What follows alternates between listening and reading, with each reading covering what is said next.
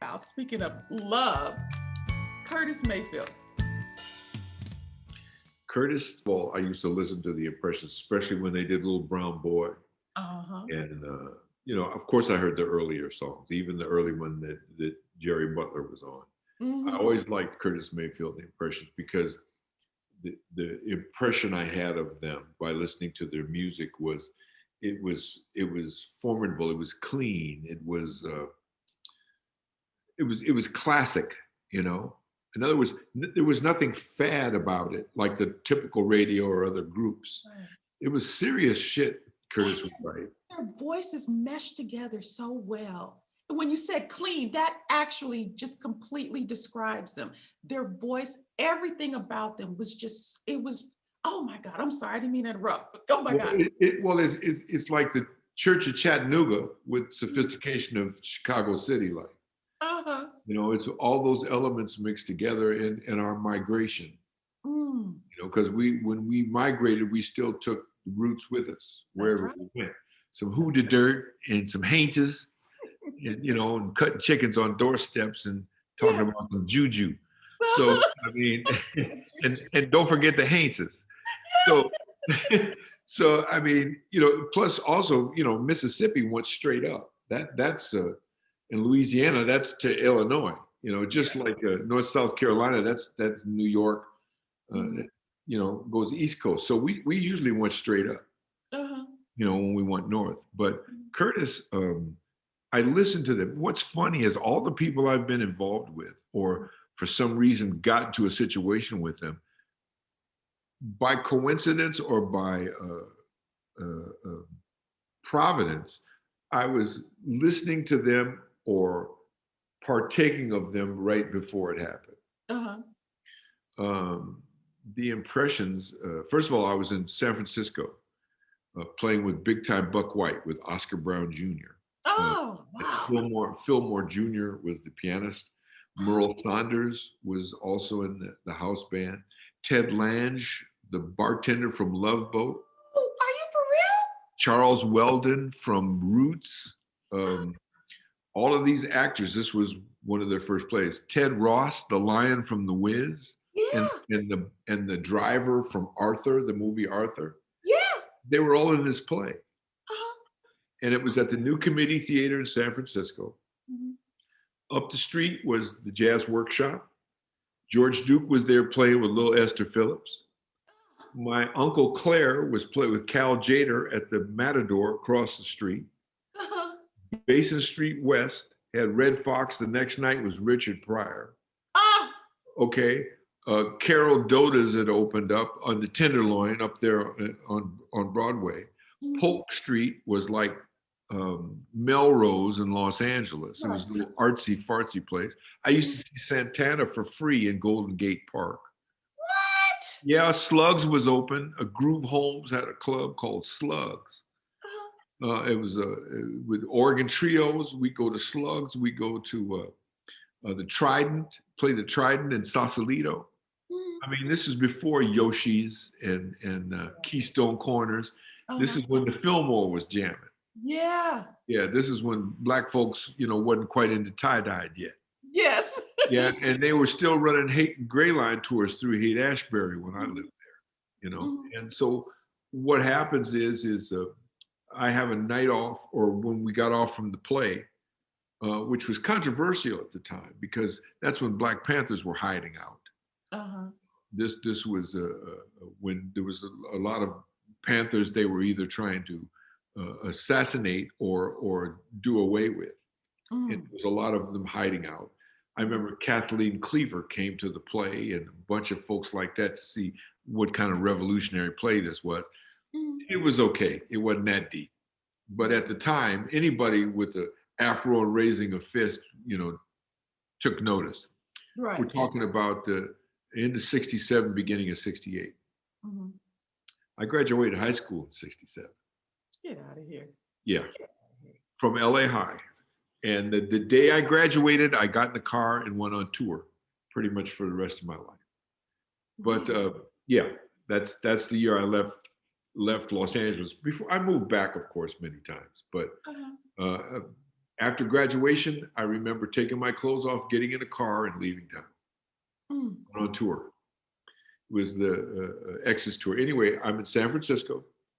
I'm at the play. I go up the street to Basin Street. I wanted to see Richard Pryor. Mm-hmm. So the musical act, the headline act is Curtis Mayfield and the Impressions. I just listened to them 2 nights before at Ted Ross's house, the guy who played the Lion in The Wiz. I met Andre. He talked to me like that. I'm at his house. So I go see the Impressions. Melvin Jones is on keyboards, who since now I think has passed away. His brother was Harold Jones.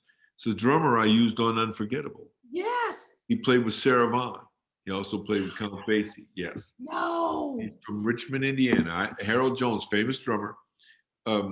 His brother was playing organ. He'd been with Baby Huey and the Babysitters.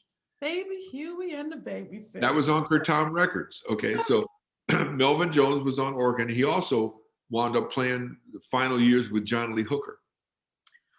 Okay, so Melvin was on keyboards. Lucky Scott was on bass. Mm-hmm. Buzzy, I forget Buzzy's last name. Fuzzy on guitar, white guy. Mm-hmm. And then the other guitarist was Sonny Forrest. Sonny Forrest was the original guitarist with Sam Cooke and with Jackie Wilson. No! Yeah, a very good friend of David Fathead Newman, the jazz saxophonist from Count Basie's band. Oh. And so the other keyboard player and musical director for that gig was Donny Hathaway. Oh my Lord. Oh. So I'm in the club, right? And I'm loving it. Okay. So I hang around on the break. And for some reason, I think either Melvin recognized me or Sonny from somewhere. Mm-hmm. And we had a reason to talk. They didn't sit with the drummer. They couldn't stand whatever drummer they had. Uh-huh. So they said, well, what are you doing? I said, well, I'm down the street at a play. Mm-hmm. I just gotten off the road, living in Columbus, Ohio, and starving in Omaha. Wound up in San Francisco. Everything was great. And then now I'm checking them out and they're saying they need a drummer. Mm-hmm. So I said, well, I got to give a couple of weeks notice. They said, well, you go have to get somebody to replace you right away, because when we go down to LA, we're going to do the Rosie Greer show. We're going to do the Della Reese show.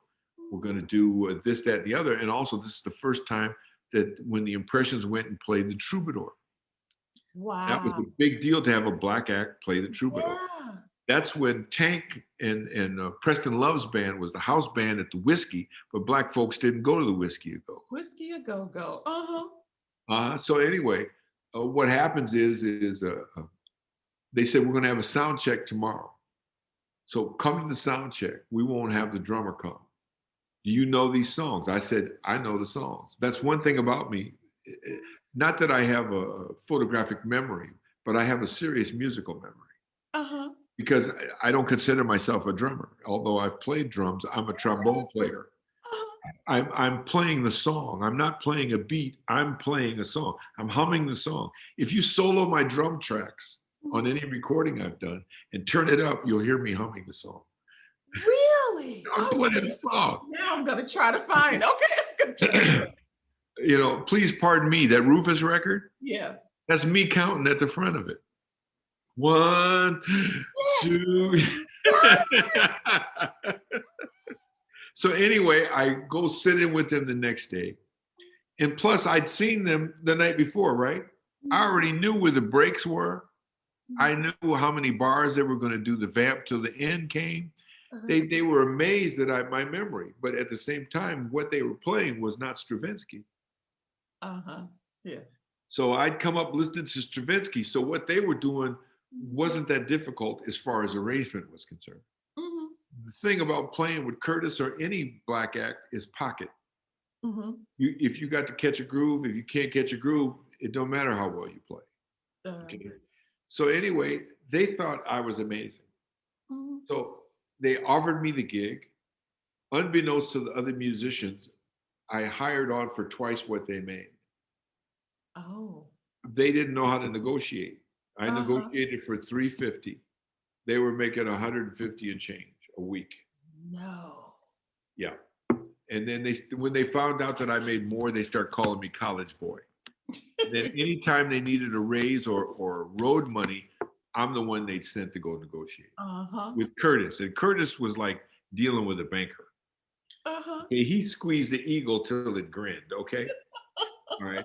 So anyway, and also when we play cards with them, when I wound up going on the road with them, we'd play cards. If we beat them in cards, they didn't want to pay us for the week. Oh, they got mad because we beat them at poker. So anyway,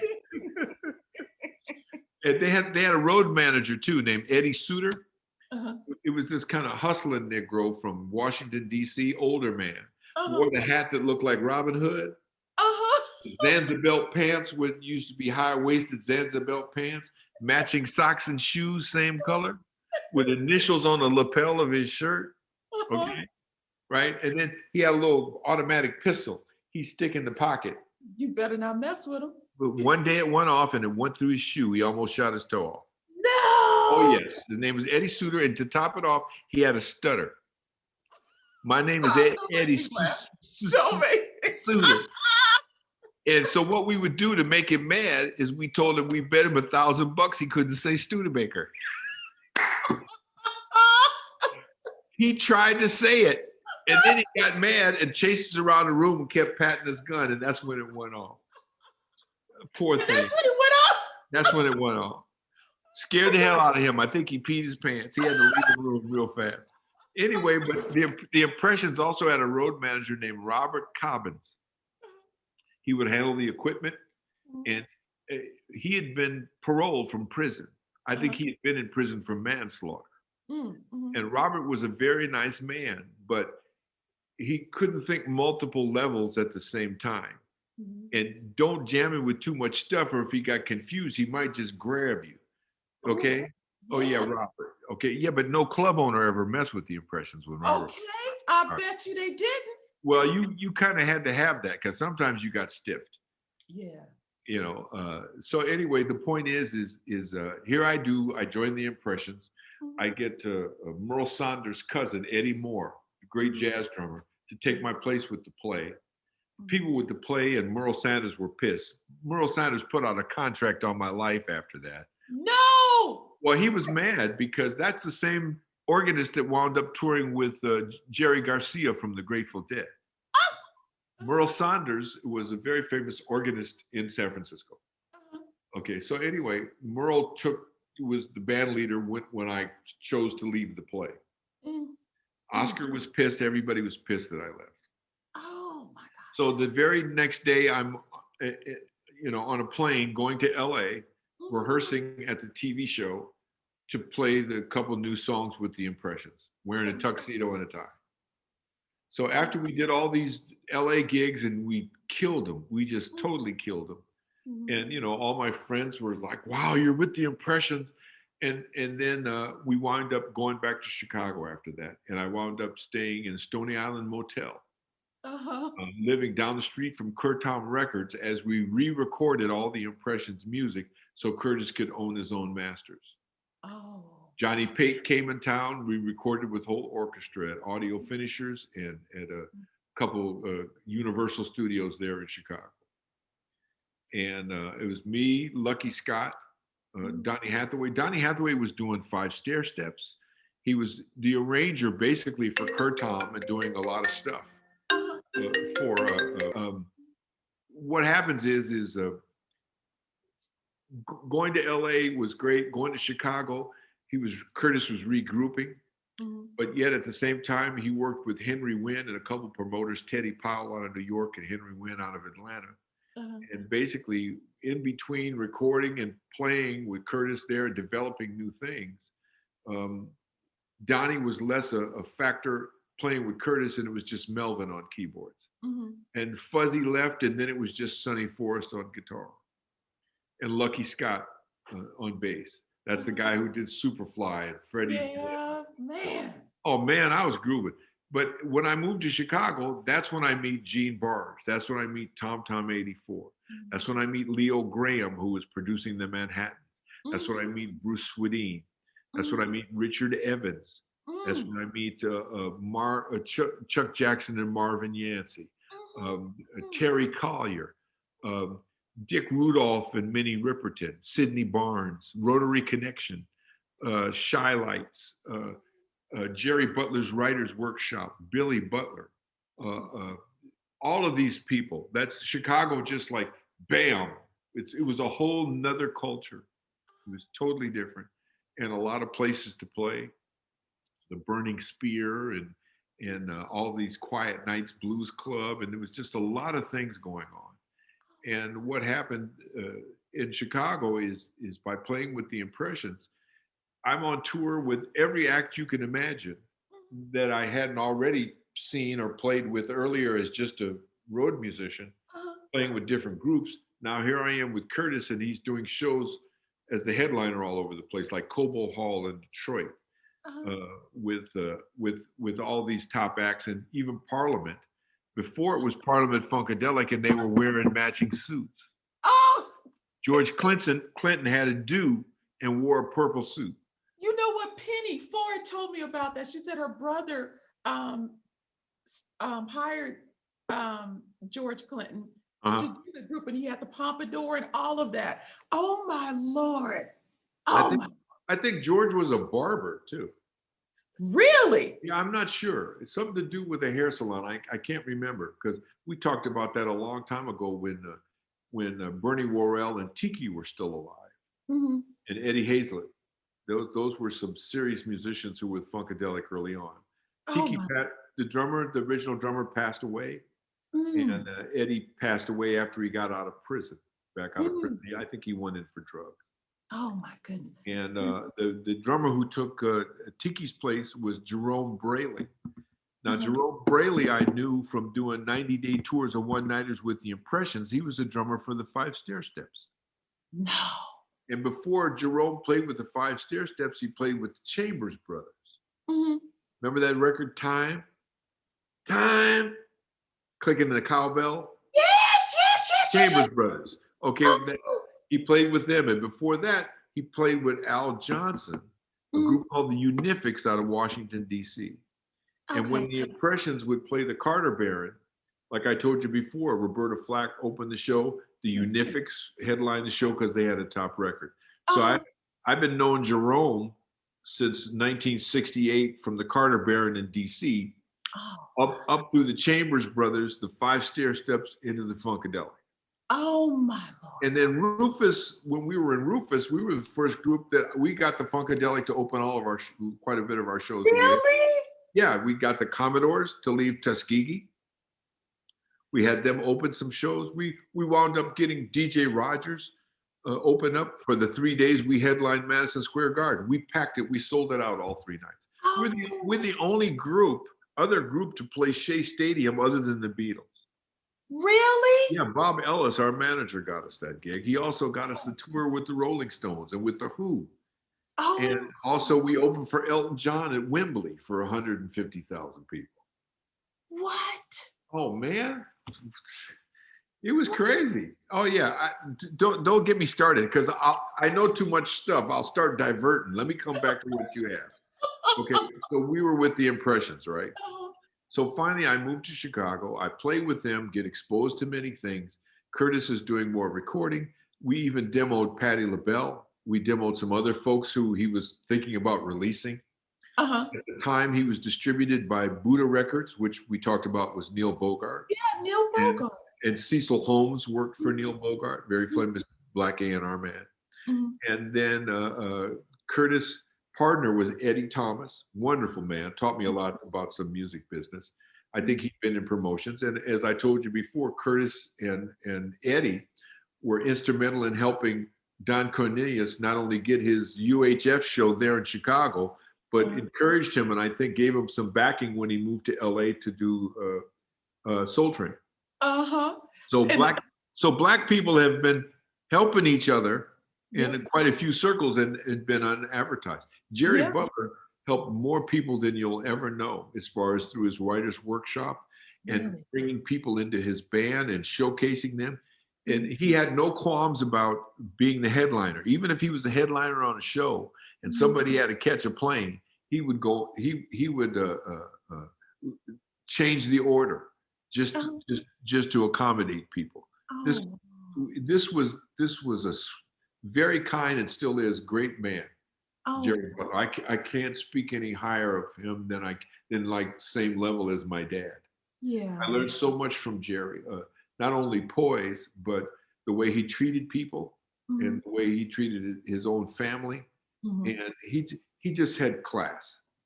He Oh, just straight up class. And he always got active people to be in the band because he was the Iceman. He didn't move.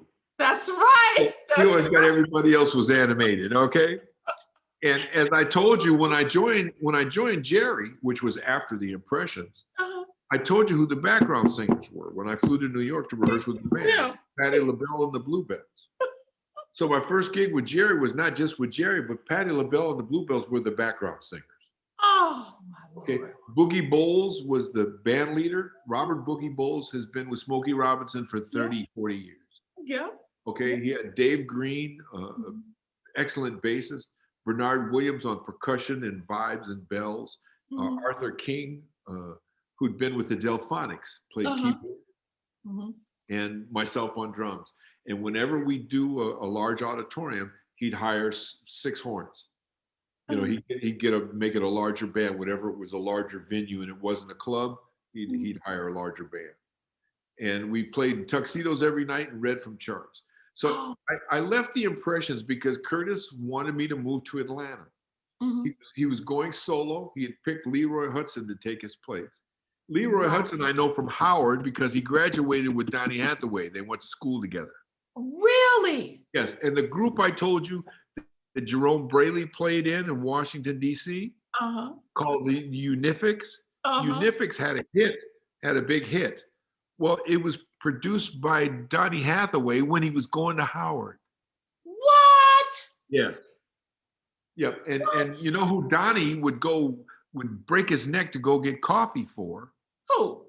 Well, Charles Stepney. No. Donnie and most of us in Chicago, we revered James Mack, Mhm. Charles Stepney. There was a couple of people in town that were like our icons. Uh-huh. Charles Stepney is responsible for the voicings, the sound, and the vibe of Earth, Wind, and Fire. Yes, yes, and yes, and yes. also a group called the Pharaohs, Mhm. which used to, be at was it the Regal? I forget which theater. They turned it to like a community center.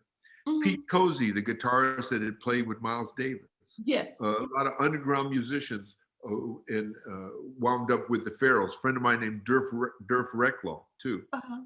Durf Recklaw is Fred Walker backwards. But anyway, no, but Durf's my brother. But Durf was in the Pharaohs. A lot of great musicians we'd go see in Chicago. Well, when Maurice reformed the Mhm. first group with Alexander Thomas on trombone, Uh-huh. okay, Alexander and I went to LA High together. What? Jessica Cleaves sang with Maurice. Jessica Cleaves is the vocalist who from there went to Friends of Distinction. What? LA High. Al What? McKay, the guitarist with Earth, Wind, and Fire. LA High. What you say? It was Al McKay and the Turbans, won every contest at school and KHJ battled the bands when I was in high school. Oh. He was in band, I was in orchestra. Uh. Okay. So Harold Land Jr., his father, Harold Land Sr., played with Clifford Brown, LA High.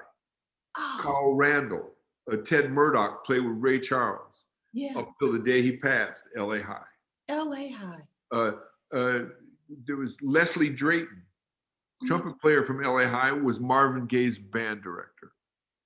You were blowing my mind. You All right. were blowing my mind. Yeah, but see, my school, my relatives, Mhm. my environment, it was all connected to music, expression, creativity, Mhm. um, and as I told you before, things that would save our lives Mhm. because we've been through a lot of shit between Yeah. there and here. Yeah. Okay, Yeah. so all of these things, even if I pile them up and they sound great and they're enlightening, they were Mhm. also necessary Mhm. and therapeutic.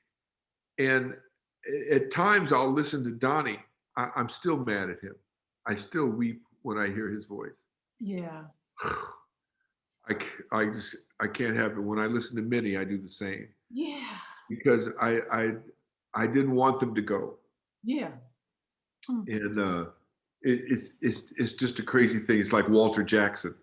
Mhm. Walter Jackson was crippled, Mhm. and Walter would sing, and sometimes a little trick of his is that on his crutches, he'd Uh-huh. sing a song, and then he'd fall on his knees from his crutches, and the women would go nuts. Whoa. Walter Jackson. He was his voice, the sound of his voice, and the women loved this guy. Oh, I was able to see all of that and see yeah. Solomon Burke perform. I wound up playing with Etta James at the Vine Street Bar and Grill with uh, with uh, uh, with Smitty Smith on keyboard, Reggie McBride on bass, which had been with Rare Earth. Leo Mhm. Nocentelli from the Meters Yeah. was the Yeah. guitar player. Uh, Uh-huh. uh, what was Bobby's name? The saxophone player from Frank Zappa. Uh, Yeah. Jesus, the guitar player from Paul McCartney.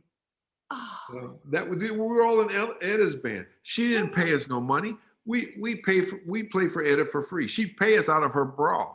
The money would be damp. I said, woman, you got to put this shit in a bag, okay? Dry this shit off. I don't want no wet money. So anyway, so Etta was funny. We played with Etta, but all of these experiences, Mhm. even though they span a long point of years, Mhm. the only things that were odd about them, you'd have to make yourself odd. If Uh-huh. if if you were true to why you did it and you coveted your culture, it took care of you. If Yeah. not financially, at least spiritually or emotionally. Right. Right. So that's a very important point because the only reason I'm well or look like I look is because of how I feel. Yeah. And I found that 80% of what we do is our attitude, especially as a drummer. If the drummer is depressed, the gig's not going to go that great. Right. That's, Right. in other words, I've always had to be a spark plug. Mhm. So it's funny because even when people were doing drugs, they would do downers, right? They Mhm. they'd second all and smoking weed and drinking syrup. They couldn't afford dope, so they drink cough syrup out on the road. What? Oh yeah, they drink Romal RCF. And that was hallucinogenic. They drink Robitussin most of the time because it had opiates in it. That's right. Okay, so everybody's going down, and for me, I'm Zippy the Pinhead. I don't want to go down. Right. So when I wound up at one time in my life doing cocaine, it was counterproductive because I was already there. Uh-huh. So all I did was just cancel myself out. Uh-huh. Uh-huh. It was totally crazy. But after the impressions, when I didn't move to Atlanta with Curtis, Uh-huh. okay, Cat, sorry you can't go. We, Oh you, my yeah, God. we used to call him Bucky Beaver. He hated it, but he would laugh. But Curtis was funny, and on those tours, it was a funky tour buses, that the bus driver didn't want to stop for pee breaks, or the five stair steps are in the back of the bus peeing in a coffee can. It's like Yeah. people are getting sick because of the fumes. The Impressions drive and a couple other acts drive past us in their Fleetwood Brohams. Uh-huh. So the Uh-huh. only way you could ride better if you wanted to work with the Impressions, you could ride in the car with them, but you had to drive. Ah. So I got a lot of miles on me, not wanting to be on that bus by driving a damn Cadillac, okay, Uh-huh. Uh-huh. and truck stop food, Uh-huh. going Duckies. back and forth. And what's funny is they start calling me the map because Mhm. everywhere we go, I knew where the municipal auditorium was, and they said, "How do you know this?" My memory from childhood. Yeah. My father had been in the same places. Oh. So they start calling me the map. So in other words, everybody always asked, well, where are we going? And you know what, Andre? How did that feel? I mean, okay, you just hit on something. You were there with your dad Yeah. as he played, and now you're coming back as a musician to the same arenas. Yes. How did that feel? Without going back to what your dad said, but I how got you. How did Uh, that? it, re- it felt different at different times.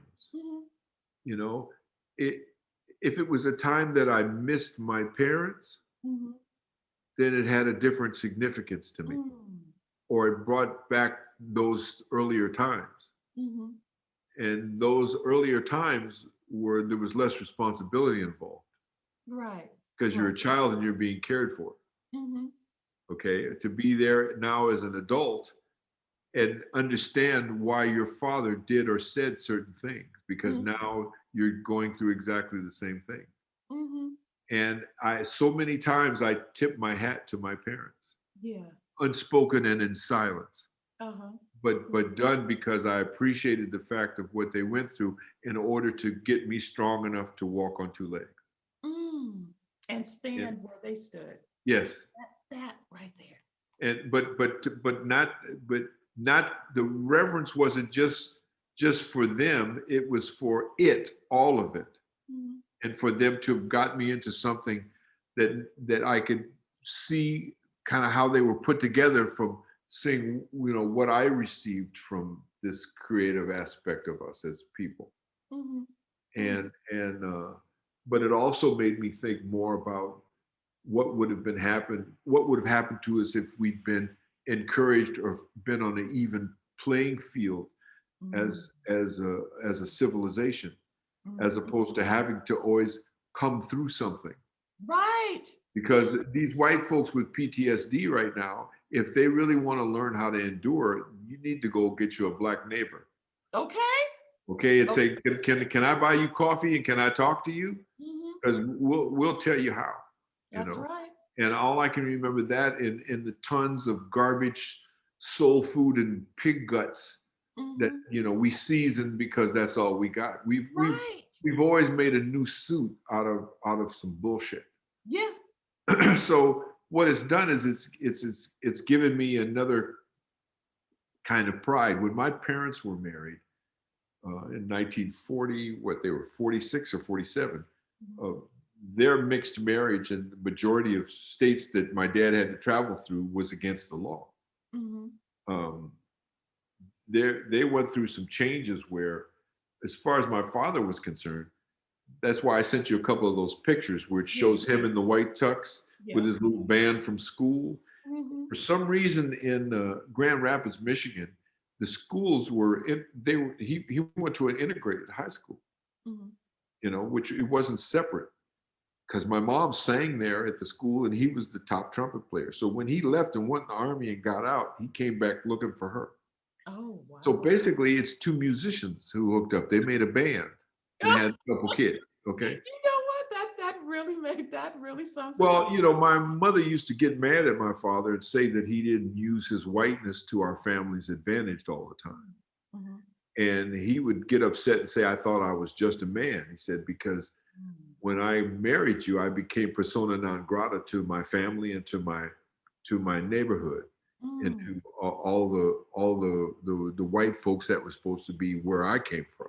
mhm, So he mhm, said, I've had to find a new place to stand. And he said, the only place to stand is in the light. And so mhm, he said, we're going to raise our children as children of the world, not just of the neighborhood. mm, So they made it a point to cram National Geographic and travel and critical thinking in our family's existence mhm, on purpose. He mhm. always equated it to being dropped somewhere like a paratrooper. Uh-huh. That Mm, no matter where you go, home is where you're standing. It's in your pocket. mm, It's not a house you go to. It's not the fact you've had the same phone number for 10 years. mhm, He said it's inside you. And he said, Black people won't like you because they'll think you think you're better because you're light. mm, He said, mhm, he said, that is a problem from being colonized. He said, that's the game they play.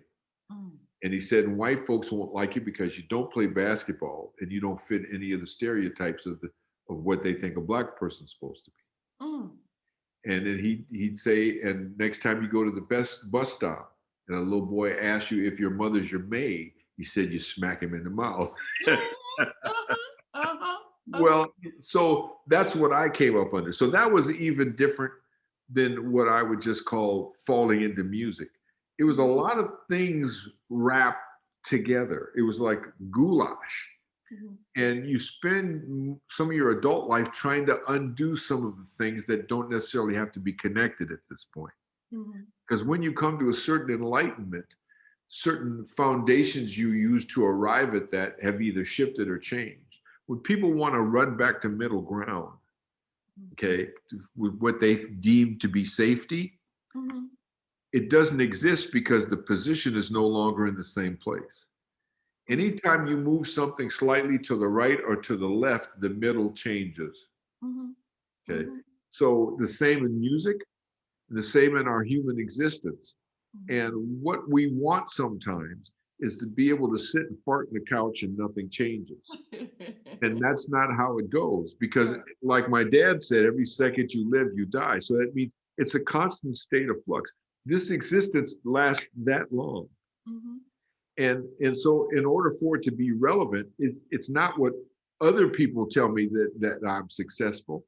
That means that I hold them as the pinnacle of the person who I would listen to tell me it's relevant or not. That's Right. bullshit. Uh-huh. So ultimately, I have to figure that out. If Mhm. somebody comes to me and said, Andre, you're the reason I play drums today. I heard that solo you did on that record. And I Mhm. know inside that that was a terrible solo that I did. Then Mhm. I'm kind and I say, well, I'm so glad that you play and I'm glad you come into your own instead of saying, you know what, that solo was terrible and I don't know why the hell you listened to it. So in other words, I have to become my judge. When I hear the playback, you don't have to tell me what I'm wrong. I'm self-correcting. Uh-huh. And that's the better musicians, whether it's Ray Parker Jr. or whether it's Herbie Hancock. It's just like what Herbie talked about. He played a wrong note during one of Miles' solos, Mhm. and he knew Miles was going to cuss him out after the gig. He Mhm. said what Miles did is he took that note and changed his note and went off. Okay. In other words, it was like a ballet dance. He Mhm. caught him.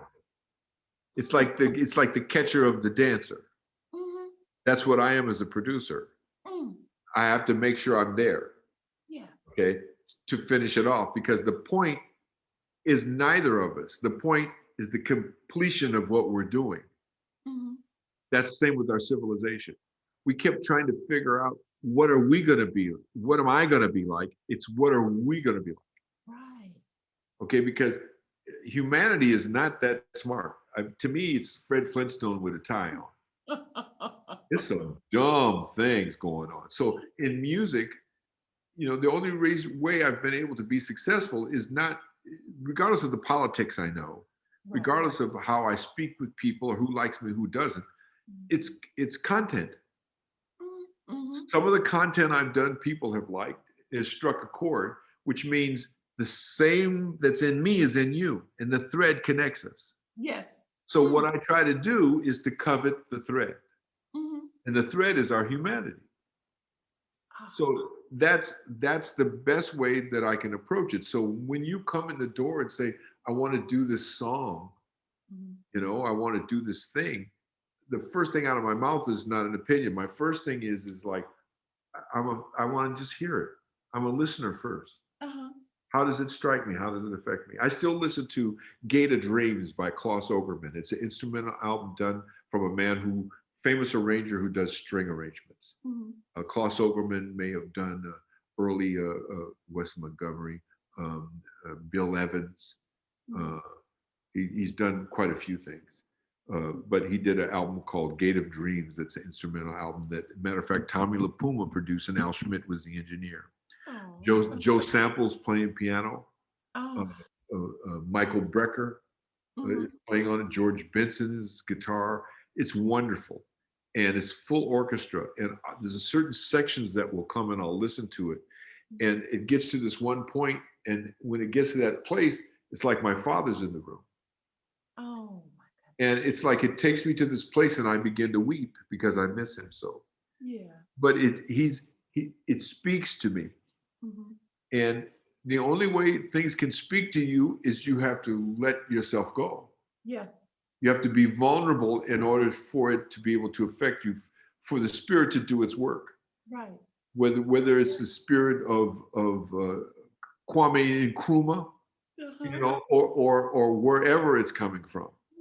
You know, there's all kinds of words for God, and I think the African, their women and their fruits, plants, and the sun and the wind, that was their gods. You know, Uh-huh. so whatever it is that lets you know that you are part of something bigger, Mhm. you have to let it go. So And you touched upon something. So when you are there to produce a song, the artist comes in, do you listen to that artist sing the song before you start arranging it and just making it your song for them? Or do you make it the song for, how do you make it? first of all, if it's a saxophone player or if it's a singer, Mhm, who's telling the story? mhm, What is this about? Okay, a lot of people turn the production up, the track. mhm, The track is not telling the story. The track is supposed to be the accompaniment to the story. Okay. So, in mhm, other words, if you come into me and you're singing, it's either in terms of dress or a bed to lie in or something that is inclusive of giving you comfort or following you. mhm, And I learned that from my mother because when I would follow her and play with her, okay, the art of accompaniment is the same as the man who caught the ballet dancer. mm, Same with when you see the ice skaters. mhm, Okay, in other words, it's like a trust to be able to close your eyes and fall backwards and know someone will catch you. mm, That's what I have to provide, and mhm, have to know that after we've left each other, that it's more solidified, at least on tape or through song, what you feel or what you were trying to express. And it's not that Andre told me what to say. It's that, what's that old commercial? It's shake and bake and I helped. yes. Even if I have been instrumental in adding more of the ideas, or somebody reached an impasse and they needed some inspiration, Mhm, it doesn't matter the degree. It doesn't matter what the percentage is. What matters is when it's finished, is it whole? mhm, You know, it's just like listening to a mix, or to listen to a Gladys Knight record, which I had totally remixed, that mhm, they had the vocals too low, and mhm, so they were selling their production technique, but the music wasn't written to stand alone. mhm, They were turning up something which was a dress with no one in it. mm, mhm, So personality lasts longer than production technique.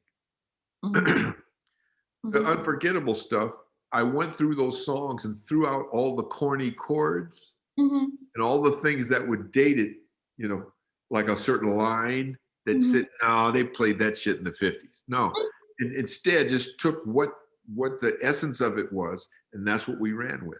On mhm, on Unforgettable, the single, I basically prepared it. Al Schmidt and I got the tapes from Capitol and mhm, soloed out the lead vocals to give to David Foster. mhm. At the time, David Foster had done Voices That Care. Yeah, It yeah, was the thing he put together for the Desert Storm. right. And in the sessions that he came, he did a few tunes on the first album. Mhm, No offense to David, but the reason I involved David is because I wanted a well-known pop producer to be involved in an album, that I didn't want somebody to take only as jazz. mm, And not only that, but those songs on Unforgettable, people call it jazz. That wasn't a jazz album. Those mhm, were pop tunes of their day. mhm, Those weren't jazz tunes. Take a Look had more jazz tunes on it. Okay. mhm, mhm, Okay. So what happens is David, I said, I want you to do the single Unforgettable. And he looked at me. It's like, well, why are you giving it to me? Why don't you do it? I had mhm. just done it on Diane Schure's album. Yeah. And my contract says I got to wait for a year or more before I can record that song again on someone else. Mhm, In other words, you can't do this for Barbara Streisand and then walk down the street and do the same song with somebody else. They don't want you to do that. uh-huh. So I gave it to David, but Al and I prepared it, and mainly Al, basically to prepare David for it. Mhm, But he was busy doing press conferences in the green room. Uh-huh. And Natalie started to get a little pissed.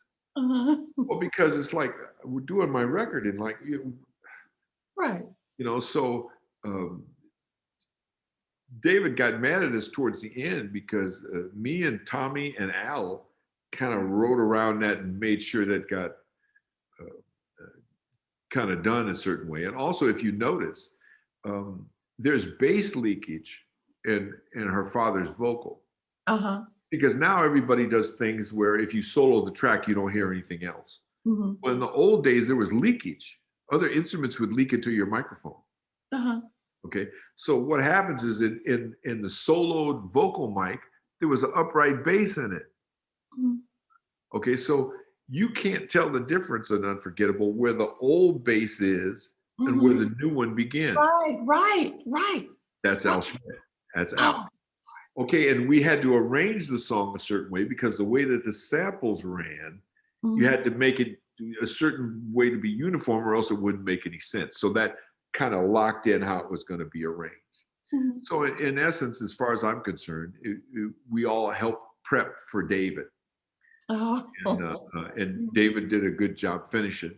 The only thing I was in disagreement with is that he wanted Umberto Gartica, to mix the stuff that he did. Uh-huh. And Tommy and I were pretty adamant that we wanted Al Schmidt to mix the whole thing because that was a thread that runs through it.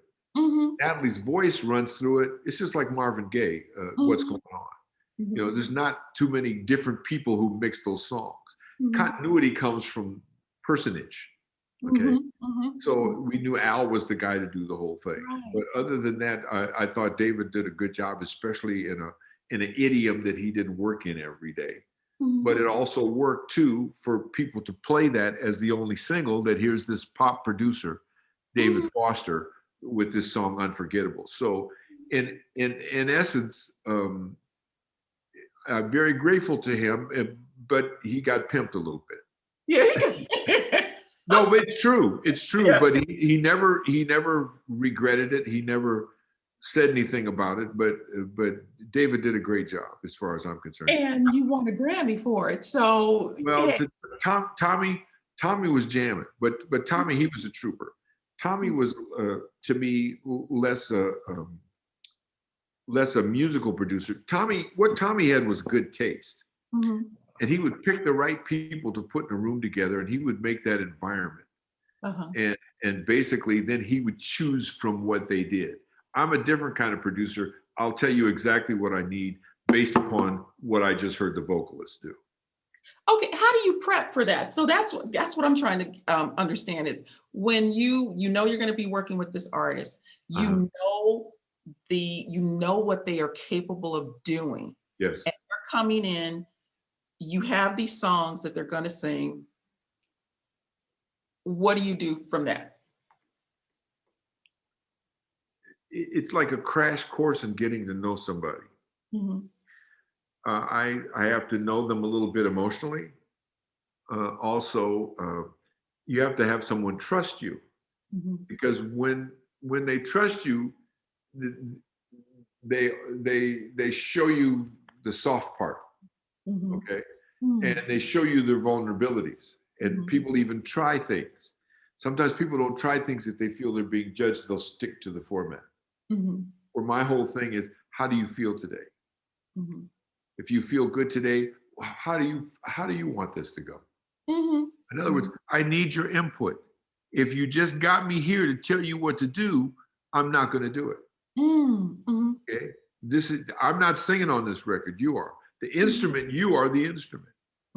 Okay, so what I try to do is shape the record around the person, because personality, as I said before, lasts longer than production technique. No matter how good a producer I am, it's the storyteller that winds up being the focal point. So in other words, I arrange the music around the vocal. So like I said before, if you close your eyes and fall backwards, it will catch you. Right. You're not hitting the concrete nowhere.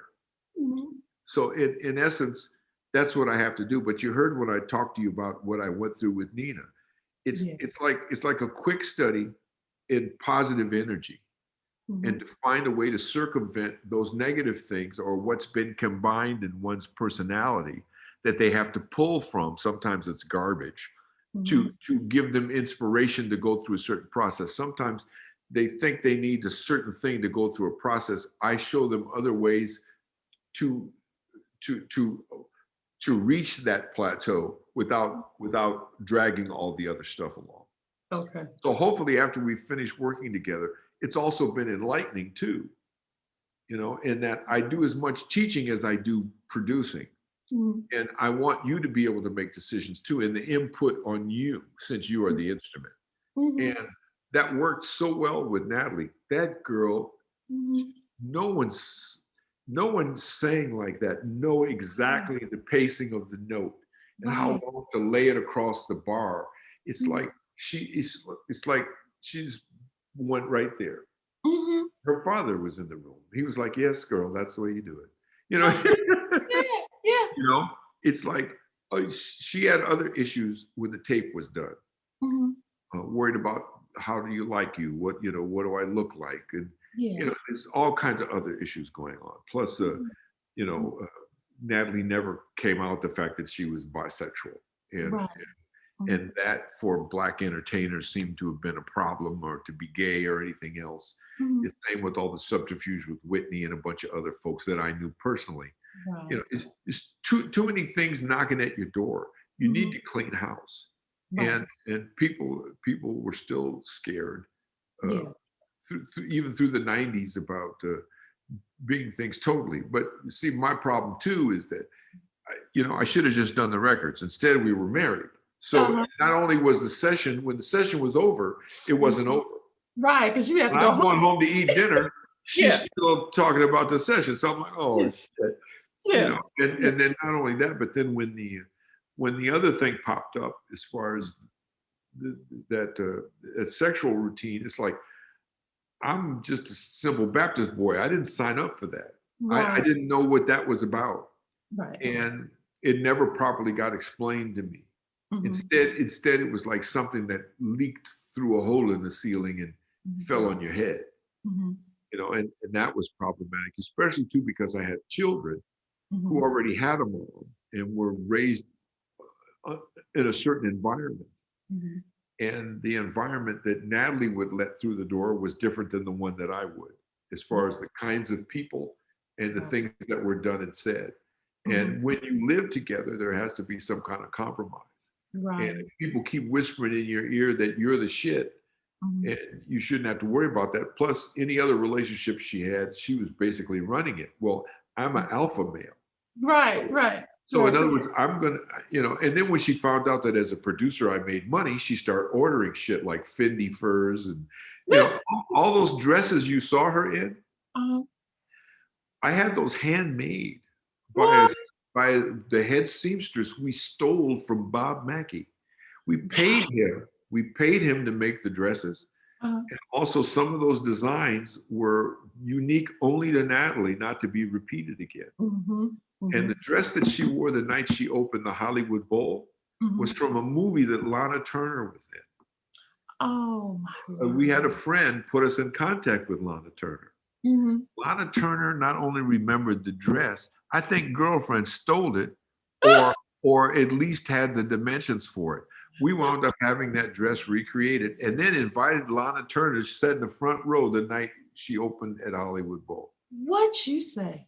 Yeah, but I had that dress made. I didn't know the dresses $8,000, $12,000. Those dresses, I could have sent more kids to college off of this Oh. price of those dresses. But also, too, I think the other men that she'd been with, Mhm. just financially, Yeah. may have been a different level. And then when she found out that I could kind of hang out, Mhm. oh, you fly first class too. And Mhm. like, yeah, because Mhm. I don't want to be under the plane. So Right. Right. I Right. did that for too many years. So Yes. anyway, so did she start thinking that was cool.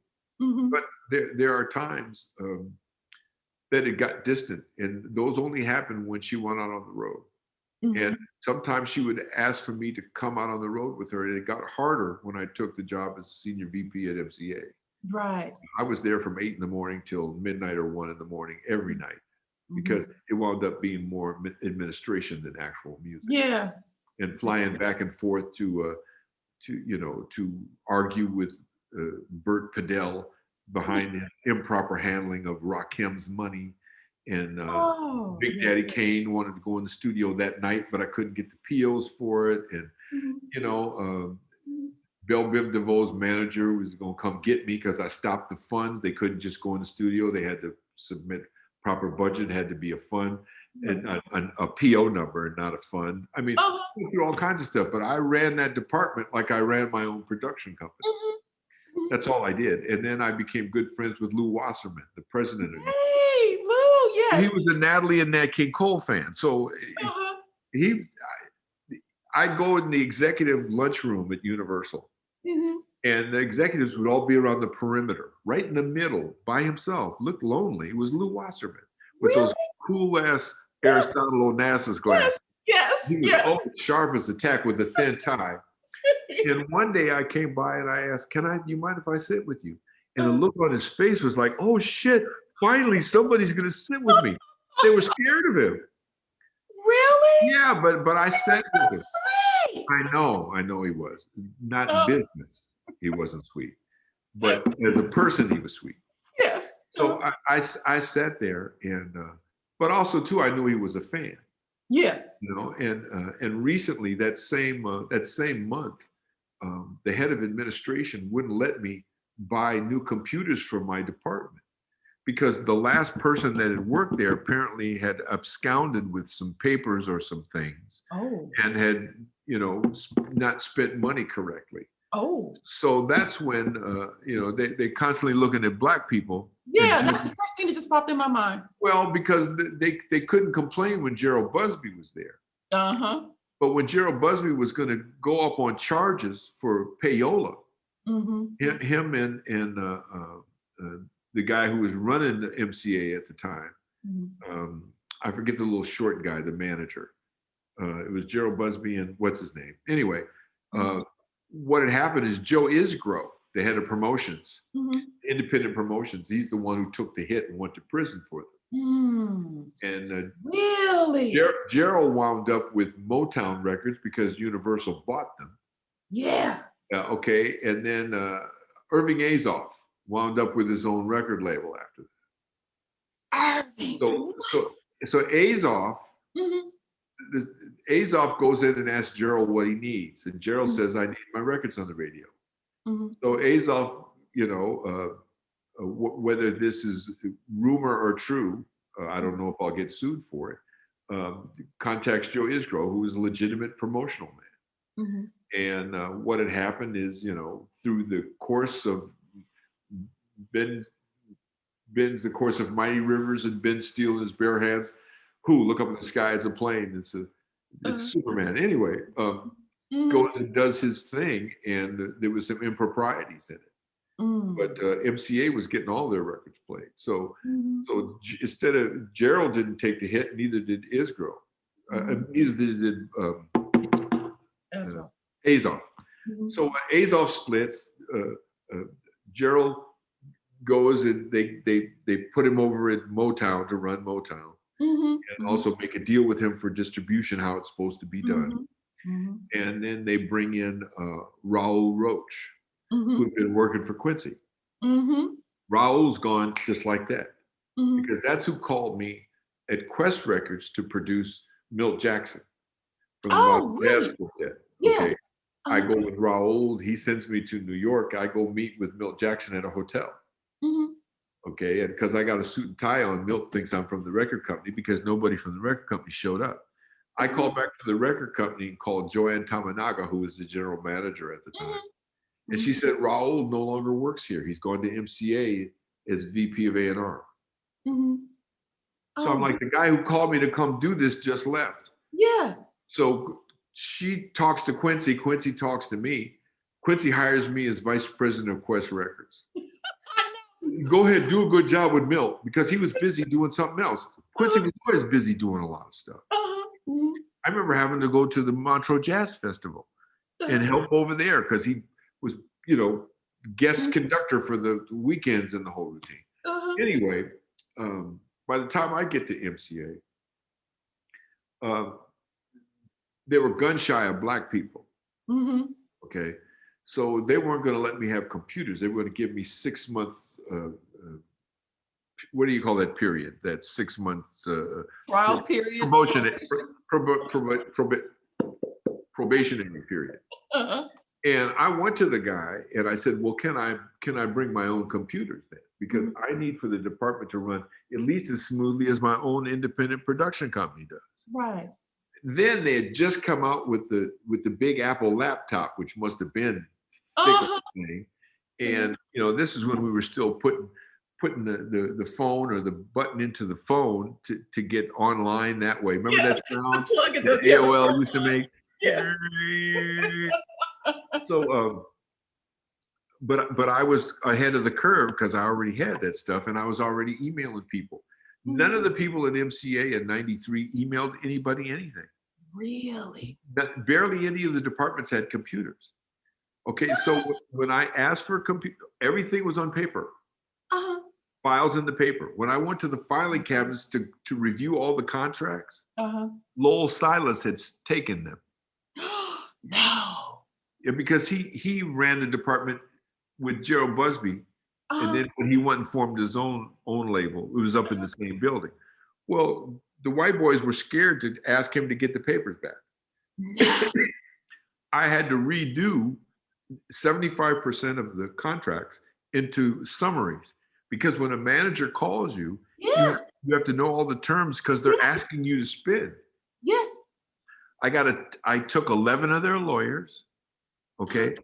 found a girl who worked for a company that did programming and Uh-huh. knew exactly what to do with the computer. We Mhm. reformatted. I refiled the whole department. Do you know how hard that was? Oh my God. So after a while, instead of having papers in a file, there was papers in a file plus backup on computer systems. Yeah, because you got it, because you don't want anybody. Oh my God. So I went to a place called Land Sharks in Uh-huh. Anaheim, California. Mhm. When the guy okayed for me to bring in my own computers, I think he thought I meant my laptop. I bought 6 Centrus 650 computers. I Mm, spent $50,000 in an afternoon. mm, I bought the computers. I bought backup. mhm, Had someone to come in to train my people. mhm, I had remote access, which meant I could take my laptop, go to New York, get mhm, on the phone, check the files that they left me, come mhm, back on the red eye, come back for a meeting on Monday morning and be up to speed with the department. mhm, Okay. mhm, mhm. Then I had to run the New York office as well. Oh my goodness. So the New York office, the girl running it was Andre Harrell's girlfriend, Uh-huh. who Yeah. he quit. She wasn't used to having someone over her, Mhm, okay, especially someone she didn't know. mhm. So I had to let her go. And I told them to take all the tapes away. Uh-huh. Well, the lady didn't believe me who ran the New York office. I said, these things belong to us. You need to hold these in. And when I let the lady go, she took the master with her of an artist she was working with. What? Yeah, but see, people, they listened after that. Okay. Yes. Okay. So I said, I don't know what y'all doing here, but here's the deal, just common sense. A lot Mhm. of stuff didn't get done because they just didn't use common sense. Right. Or you throw 10 against the wall and see what sticks, and then Mhm, you run to it and throw money at it. mm, Okay. That's called reactionary marketing. mhm. Can you control the budget of a reaction? No, you cannot. No, you How how cannot. can how can you predict what your departmental costs will be when Mhm. you're playing Russian roulette like that? Right. And it also means that a bunch of records released, they didn't get promoted properly because there was no confidence behind them because the people who picked them didn't know their asses from a hole in Yeah. the ground. Yeah. Okay. So there's a short minute too where I was running both A&R departments, the pop Mhm, and the urban. mhm, And my boss was Ernie Singleton. mhm. I think they thought by hiring Ernie, they were getting part of Gerald Busby back. Mhm. But Gerald was old school where you didn't know anything about what Gerald was doing. All you knew is whatever he had you doing in your department. Ah. So when they got the guy thinking that they're getting Gerald, all they got was his pinky finger. Okay, but that's how you protected your job. Where I'm a different leader. To me, everyone in the department has to know what I know, because if one falls, the other picks up. Right, right. And that way, you don't wind up prematurely sending an artist to death. Yes, yes. And what happens when you make mistakes like that? You kill our culture. Yes, You do. ruin artists' careers like Jackie McGee and a lot of other people that should have been relevant. The first thing I did when I took over senior of A&R was Ernie Singleton and Richard Palmese. He had me drop 35% of the roster. Really? Yeah, but Ernie didn't call anybody. I had to call all the managers and artists. I had an artist's mother call me and plead that the artist not be dropped off the label. I mean, things like that. Yeah. And then I changed the department from funds. You don't just send somebody a big check to do a record. You do a PO so you can track the money properly. Yes, yes. They called and threatened my life. I won't mention which artists did, but managers and artists called me and said they were going to come to Cali and kill me. What? Oh, yeah. And I said, well, I'll meet you at the airport then. Okay. What? I said, you must have looked at the wrong picture. Okay. Because, I got a tie on, but you have no idea who you messing with. That's right. That's one of them. My mama used to say, you got to bring some to get some. Right. So I said, do me a favor. This was a New York call made to me. I said, you calling me, huh? And you talking trash, huh? I said, do me a favor. Call LL Cool J. No, better than that. Call Frankie Crocker. Okay. Or call Teddy Powell and ask him about Andre. Okay. Well, that same person that called me back 3 days later and profusely apologized. I know he did. Okay. He did. Because I'm really sorry, man. I said, dude. Yeah. Where I grew up in LA, I went to Fauché Junior High. You went to Fauché? I went to Fauché. I fought from my house to school, at school, on the playground, and on the way home. Oh my God. I had a fight almost every day I went to school at that school. It was rebel rousers, businessmen. That was the gang things. And then the Slausons were more over on the south side. There was yeah. It was all, believe me. So all of my friends in the neighborhood was all gangbangers, with prison tats made with matches. So you had backup. They so in other words, they saw this yellow brother coming in and they figured, this is a little poop butt,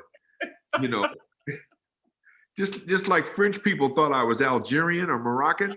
Yeah. Until I said motherfucker. Yeah, okay. till you knew how to pronounce the cuss words, correct? Right. And then they said, no, he's from the United States. Bonjour, monsieur. Don't mess with me. Until you prove. But the whole record company thing was for one reason only. I bumped heads with people who do record company stuff because that's what they always wanted to do. Right. That was not a dream of mine. I did record company and got that position so I could use their money to help my friends. Right. Because I was spending my own money and going broke with it. Right. I can't tell you how many artists that to this day that I had to pay their rents and feed them and do things with them or help them. Just like when I signed Vesta, Vesta owed the government $300 large. So that was the advance I was able to give her. Yeah. Okay. It wasn't because the project was worth that. It's because I had enough to do it. And she was iconic enough that if I put out just one good record to break even, that would have justified the existence. Right. Because at MCA, I had Patti LaBelle and Gladys there. Okay. So I was able to get them both gold records. Yes. I remember All This Love Is Waiting for You, the El DeBarge song. Patti recorded it. Teddy Riley had done the track. Oh, did he? Teddy had a problem with MCA, unbeknownst to me, and wasn't finishing up the project. I fly to Virginia Beach. That little Negro made me wait in his studio for 4 hours before he agreed to see me. No. Well, I said, I'm Andre. I'm not just some representative from the record company. I'm Right, Dreyfus Records and Tapes here. right. So that really bent my nose. And so I just let people know after that, look, Mhm. you want these people's money? I'm not here to stop you from getting money. I'm just here to make sure the paper trail looks all right. Because if it doesn't, they're gonna come get me, say Right, that I'm not running it right, and find a reason to close the department down, and you don't have any money. right, right. And it means all the stuff you've been stealing and buying cars with, Mhm. okay, you got to keep paying for stuff. It's not the ability to buy a house, it's how Mhm. long can you pay for the upkeep and That's the right. property tax. Mhm. Okay, so there's more to life than acquisition, Right. because the majority of my friends have acquired rooms and garage and storage bins full of stuff, but Mhm. that's all they acquire. Right. Keep me liquid, let me be able to move. Mhm. I went and did a record in Copenhagen last year. Mhm. An artist named Cindy Egg. Yes. She's the top jazz vocalist there in Mhm. Copenhagen, actually in Denmark. Mhm. And I did a 20-piece big band with the DNR, Danish National Radio. They support this 20-piece big band and an orchestra. Mhm. And in their facility that they have a television and radio station, they also have a concert hall and recording studio. Mhm. These people take care of artistic people. Yeah. And I went there and they just killed it. Uh, I've, it was Mhm. ridiculous. So I was able to go over there and knock it out. But when I go into a studio, that's like going in my bedroom. Really? Well, So I've been doing it since I was 14.